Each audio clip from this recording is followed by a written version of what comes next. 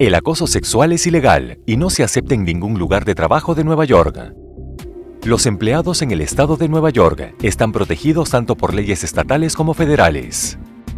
La Ley de Derechos Humanos de Nueva York protege a todos los empleados en el estado contra el acoso sexual sin importar el número de empleados, ya que el artículo 7 de la Ley de Derechos Civiles de 1964 protege a los trabajadores de organizaciones con 15 o más empleados del acoso sexual definido como discriminación sexual.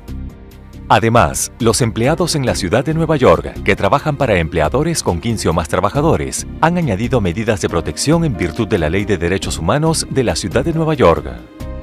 El estado de Nueva York cuenta con una larga trayectoria de protección de derechos de todos los empleados y se requiere que todos los empleadores en el estado tengan una política de tolerancia cero hacia el acoso sexual. Es decir, que cada denuncia o caso conocido de acoso sexual será tomado en serio e investigado, y cuando se justifique, los perpetradores enfrentarán medidas disciplinarias que podrán incluir la desvinculación laboral. Los gerentes y supervisores tienen un estándar más alto y siempre deben ser modelo de comportamiento apropiado. Los empleadores siempre son estrictamente responsables del acoso sexual cometido por los dueños, gerentes y supervisores que tienen control sobre las condiciones de trabajo de la víctima. Esto significa que incluso cuando los empleadores no tenían conocimiento del acoso sexual, siguen siendo responsables cuando es perpetrado por gerentes y supervisores. Hay dos tipos de acoso sexual: quid pro quo, algo a cambio de algo, y el entorno hostil. El acoso sexual quid pro quo ocurre cuando un gerente o supervisor retiene u otorga beneficios laborales a cambio de favores sexuales. Esto incluye asignaciones de trabajo, contratación, desvinculación, ascensos o degradaciones del cargo, evaluaciones de desempeño positivas o negativas, o cualquier otro beneficio relacionado con el trabajo. Los gerentes y las organizaciones pueden ser declarados responsables incluso si una amenaza no se concretó con acciones o fue solo implícita. Por ejemplo, un gerente que de repente bloquea el ascenso de una empleada subordinada después de que ésta le pide al gerente que deje de rozarle los hombros, podría ser culpable de acoso sexual quid pro quo, aunque no haya habido una amenaza verbal de acción laboral desfavorable. El sometimiento al acoso permanente como condición de empleo es otra forma de acoso quid pro quo. Este tipo de acoso es frecuente en casos de romances de oficina. El comportamiento sexual consensuado no es ilegal. Sin embargo, en una relación entre un gerente y un empleado subordinado, existe una línea delgada entre lo consensuado y lo no consensuado. En estas situaciones, al empleado subordinado se le puede hacer sentir que es necesario mantener la relación en cuestión para no perder su trabajo. Aunque esta no fuera la intención del gerente, lo más importante para los jueces es la percepción del empleado. El acoso sexual continuo, como condición de empleo, incluso ocurre cuando el gerente no es el acosador. Por ejemplo, es ilegal que el supervisor de un restaurante les diga a los empleados que toleren comentarios lascivos y contacto físico inapropiado, porque hacerlo es parte del trabajo de ser un mesero. La mejor manera de evitar el acoso sexual quid pro quo es tomar decisiones objetivas relacionadas con el trabajo y mantener la vida personal separada de la profesional. En el trabajo, cada decisión tomada debe basarse en criterios laborales específicos. El acoso sexual quid pro quo es un delito grave y un solo episodio suele ser suficiente para que un demandante gane un juicio. Un solo error podría acabar con la carrera profesional de un gerente.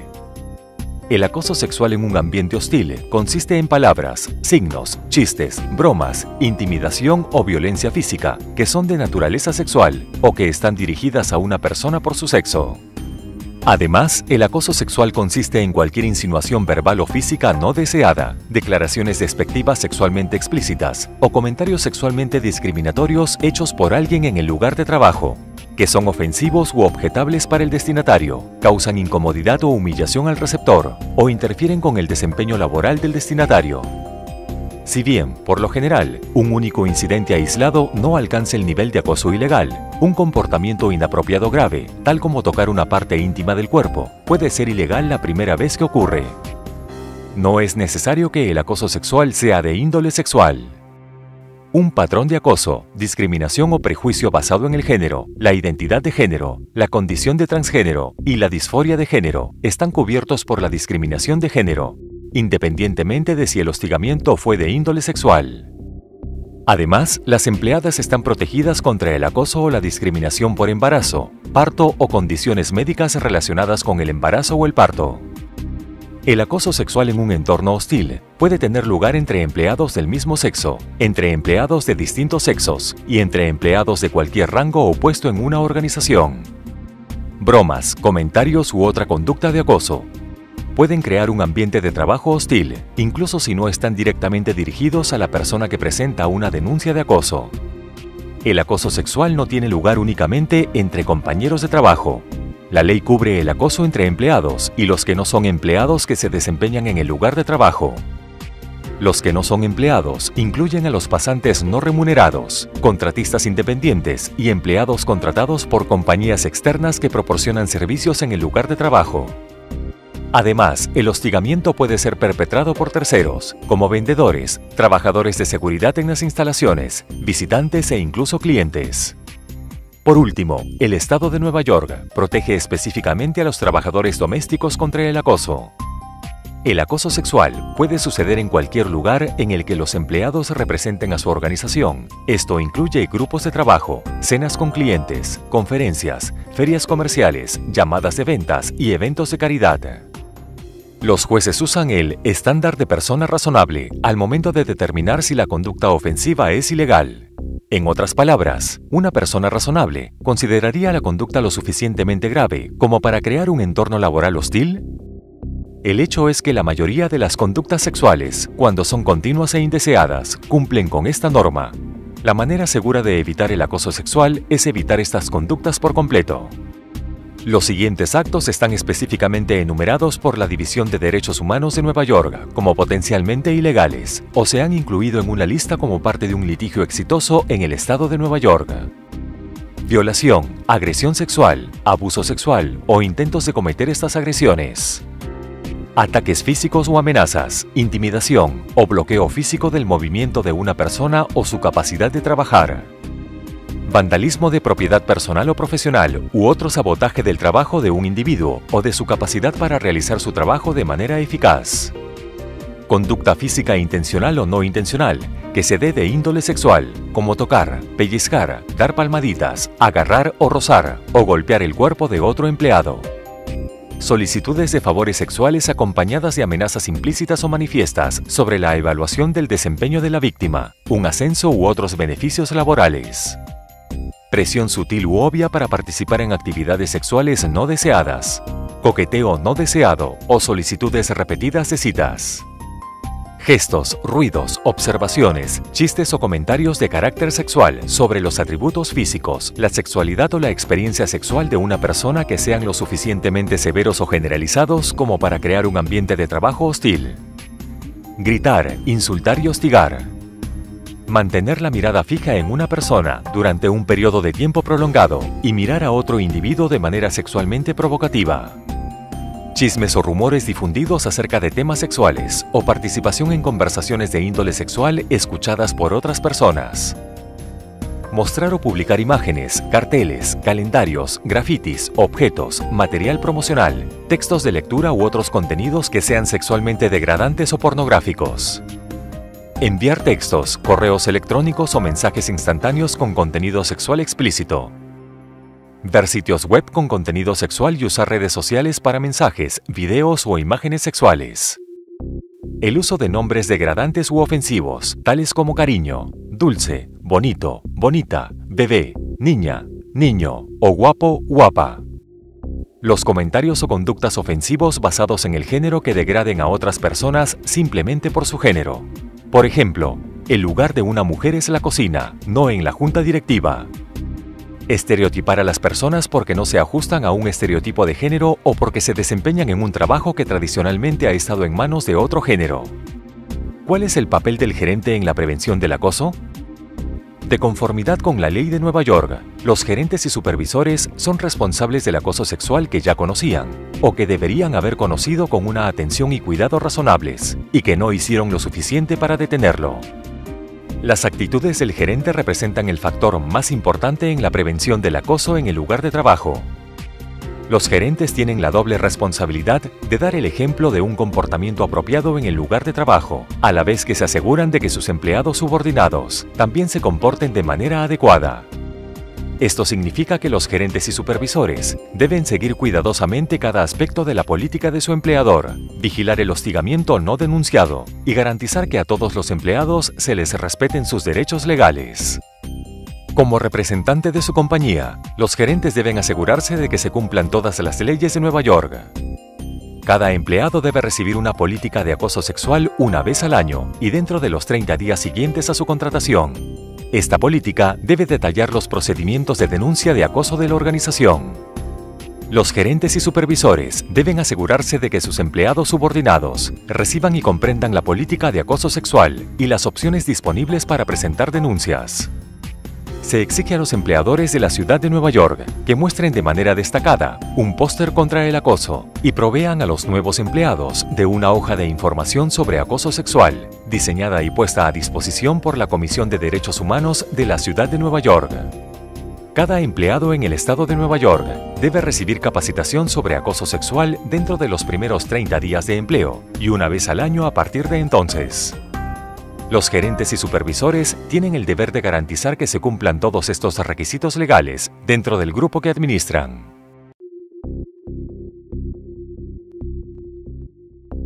Otorgar a los empleados una oportunidad razonable para presentar una denuncia y tomar medidas correctivas rápidas y efectivas cuando se descubre el acoso son dos de los factores más importantes considerados por los tribunales al determinar la responsabilidad del empleador.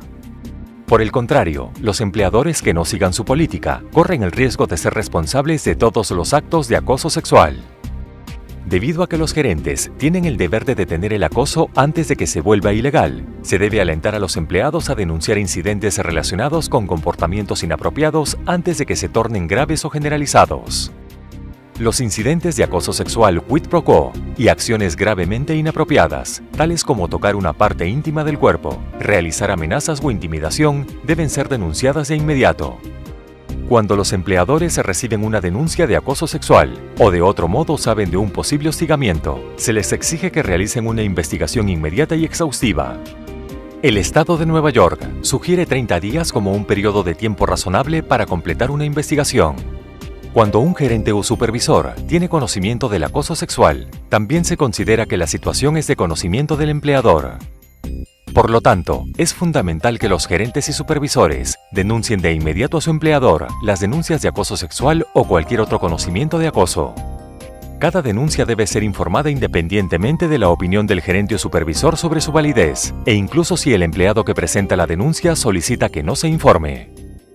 Lo mismo se aplica al hostigamiento que los gerentes y supervisores conocen o han observado. Incluso si nadie se queja o se opone al comportamiento, debe ser informado.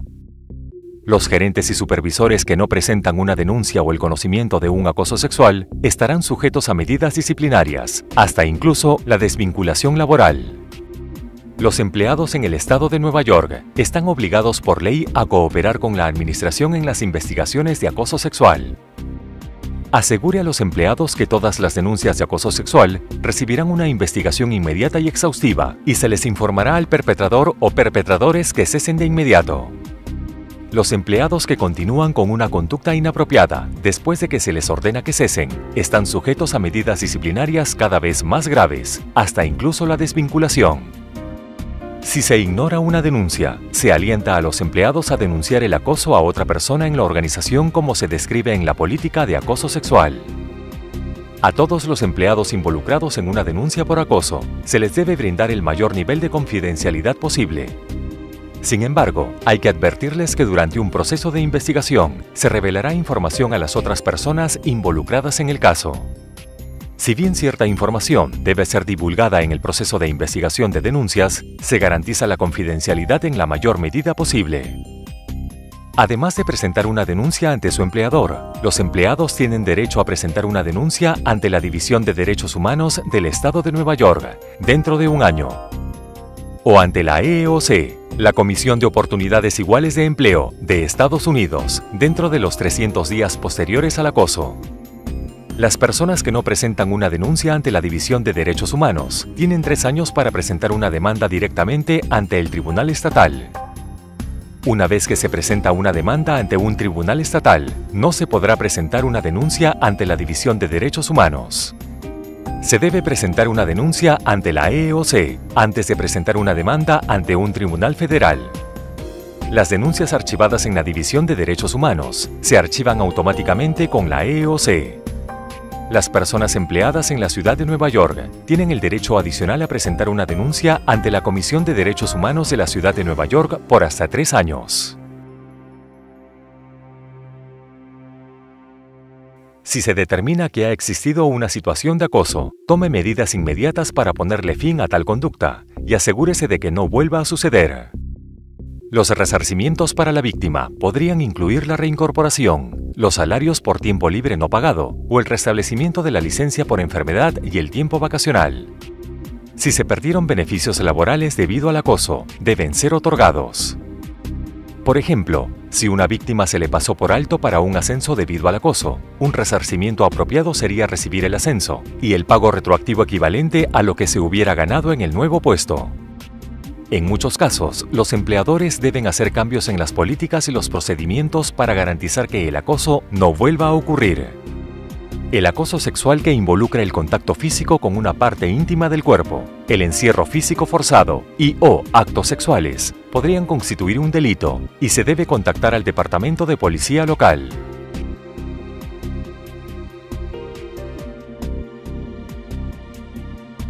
La intervención de espectadores que se encuentren cerca es un elemento crítico de la prevención del acoso sexual. Cuando los compañeros de trabajo hablan, es mucho menos probable que haya acoso. Los gerentes y supervisores no solo deben alentar, sino también capacitar a sus empleados subordinados sobre cómo intervenir cuando son testigos de acoso sexual. La intervención de espectadores no tiene por qué ser conflictiva. Hablar con un individuo en un ambiente privado y en un tono tranquilo, sin confrontación, suele ser un enfoque más eficaz. En lugar de condenar el comportamiento del individuo, haga preguntas. Por ejemplo, ¿sabía que sus comentarios son ofensivos para algunas personas en la oficina? Si la situación justifica una intervención inmediata, cree una distracción. La mejor intervención es simplemente interrumpir y pedir ayuda a la víctima con algo en otra área.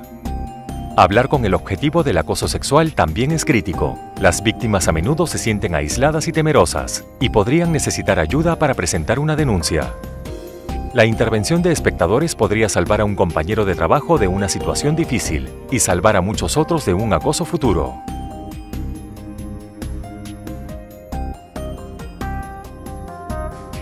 Es ilegal tomar represalias contra empleados que presenten o participen en una denuncia de acoso. La Ley de Derechos Humanos de Nueva York protege a cualquier empleado que haya participado en una actividad protegida. Una actividad protegida tiene un lugar cuando un empleado ha presentado una denuncia formal de acoso sexual, por escrito, ya sea internamente ante la Administración o Recursos Humanos, o ante cualquier organismo contra la discriminación. Ha testificado o asistido en un proceso que involucra acoso sexual, ya sea en un tribunal de justicia o ante la División de Derechos Humanos. Se ha opuesto a un acoso sexual al presentar una denuncia verbal o informal a la gerencia o simplemente al informar sobre un acoso a un supervisor o al gerente. Se ha quejado de que otro empleado ha sido acosado sexualmente o ha alentado a un compañero a denunciar el acoso. Se ha opuesto a la discriminación de cualquier manera. La represalia consiste en una acción o acciones adversas tomadas contra el empleado por parte del empleador. Las acciones de represalia no necesitan estar relacionadas con el trabajo o incluso ocurrir en el lugar de trabajo. La represalia ilegal puede ser cualquier acción, más que trivial, que tendría el efecto de disuadir a un trabajador razonable de hacer o apoyar un cargo de acoso o cualquier otra práctica prohibida por la ley. Las represalias pueden ocurrir incluso cuando después de que el individuo ya no sea empleado de la organización. Por ejemplo, dar una referencia de trabajo negativa injustificada para un ex empleado. Las acciones de empleo adversas no son automáticamente vengativas. Los empleados aún están sujetos a las normas disciplinarias y a los requisitos del trabajo y deben justificar los argumentos de la represalia. Si, una vez realizada la investigación, se descubre que las denuncias no tienen fundamento, los participantes seguirán estando protegidos contra la disciplina o el castigo si creían de buena fe que se había producido el acoso o las represalias. Sin embargo, la disposición sobre represalias no tiene la intención de proteger a las personas que hacen acusaciones de acoso intencionalmente falsas. Advierta a todos los empleados involucrados en el caso que tomar represalias es ilegal y por lo tanto tal conducta no se tolerará. Si el empleado acusado y el demandante trabajan en el mismo departamento, sepárelos hasta que la investigación finalice. Para evitar cargos por represalias, asegúrese de que a la persona que presenta una denuncia no se le transfiera a otro puesto de trabajo, ni se le asignen tareas menos satisfactorias contra su voluntad.